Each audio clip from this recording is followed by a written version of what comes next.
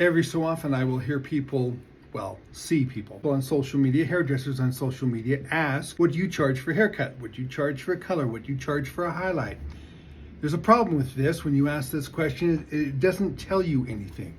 Once you've gotten that information, it didn't really tell you how to act about your pricing. How do you do that? How do you know what to charge for your pricing? Well, basically you have to appreciate this.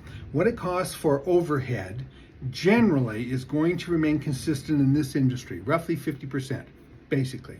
In New York City, you're going to pay a whole lot more for a location to do hair than you are in, say, Nevada, and more in Las Vegas than you are in a small town in Utah or Colorado, or you're going to pay more in Denver than you are in a small town in southern Utah. It's just the way it is.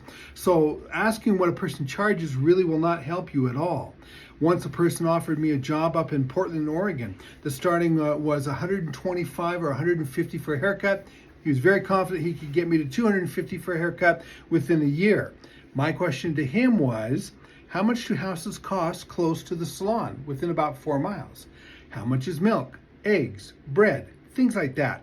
And once I did the math, I began to realize the income or the living he was offering me was the income or living I already had where I lived at the time. So I didn't need to make any changes. There's no benefit, at least not economically, for me to move to Portland.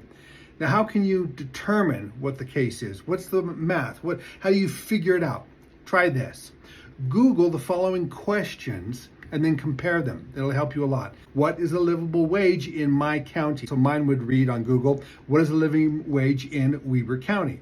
What is a poverty wage in Weber County? What is a high income wage in Weber County?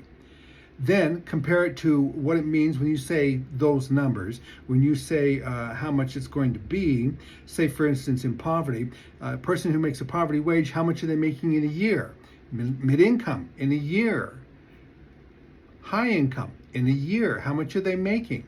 Take that and divide it by the month, the week, the hour, and the day. Now you know, if you understand how much you have to make in an hour before taxes and before overhead, how much you have to make in an hour in order for it to come out to the kind of living you're looking for. That can tell you exactly what to charge for a haircut, or at least where to start. As the years go by, it becomes disproportionate. How so? Well, at 45 years of doing hair, I get probably about the highest, or near the highest anyway, in my area for my work. Why? Because I've been doing it my whole life. So if you have not been doing it that long, you're not going to be able to compete with me. Don't try. Compete with yourself based on what you need to know, based on where you live. Now, you can do this. Just remember, this is a business. You can do it. I'm confident you can do it, but this is a business. If you have any other questions in this regard and I can help, I'll sure try. Put them in the comments section below.